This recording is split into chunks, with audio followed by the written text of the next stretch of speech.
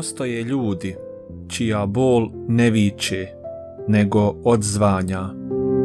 Kao kad pustiš kamen niz bunar i dugo, dugo ne čuješ udarac. U jednom gradu koji su svi zaboravili, između 2 rijeke i 3 tišine, živio je čovjek po imenu Omer.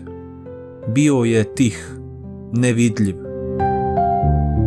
Nije imao porodicu, nije imao psa. Imao je jednu klupu, jednu stazu i most preko rijeke koji više niko nije prelazio. Nekada je bio čuvar tog mosta, sada je bio njegov jedini gost. Svako jutro, u isto vrijeme, Omer bi dolazio.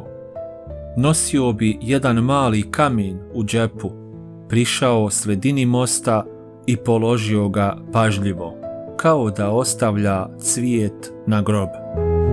Onda bi sjeo, čutao i gledao vodu kako teče, bez namjere da se vraća.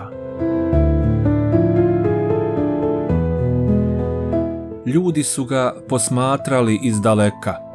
Govorili su, lud je, šta će mu kamenje, šta traži na tom mrtvom mostu. Ali niko nije pitao, jer niko nije imao vremena da sluša odgovore koji bole. Godinama je taj most postajao sve neobičniji. Kamen po kamen, korak po korak, šutnja po šutnja, kao da je Omer nešto gradio.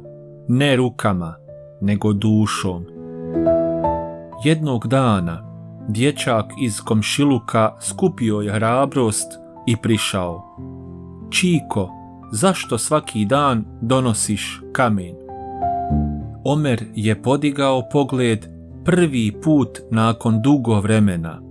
U njegovim očima nije bilo ni sjaja ni tame, samo dubina. Zato što svaki kamen nosi ono što nisam rekao na vrijeme. Nisam rekao oprosti. Nisam rekao ostani. Nisam rekao volim te. I sada jedino što mogu jeste da ih polažem ovdje, jedan po danu, da ne zaboravim. Dječak je zašutio, sjeo pored njega i taj trenutak postao je početak nečeg većeg od razgovora. Postao je prvi put da ga je neko slušao.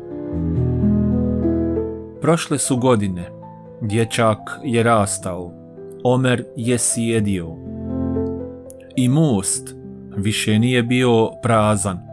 Ljudi su iz znatiželje počeli dolaziti. Neki bi donijeli kamen, neki bi šutjeli, neki bi plakali bez razloga. I niko više nije govorio da je Omer lud. Zvali su ga čuvar tišine. Jednog jutra Omer nije došao. Na klupi je ostao samo kaput. U džepu posljednji kamen. Na njemu je bilo urezano: reci, prije nego što ti ostane samo da pišeš na kamenu. Nije bilo sahrane, ali ljudi su došli, 100 njih.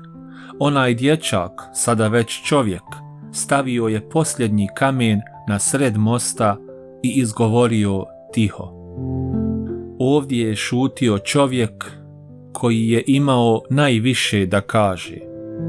I od tog dana most više niko nije zvao stari most, postao je most šutnji.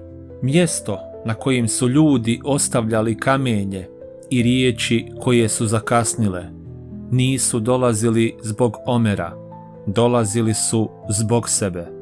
Jer nekad sve što ti treba da oprostiš sebi jeste kamen i tišina koja zna slušati.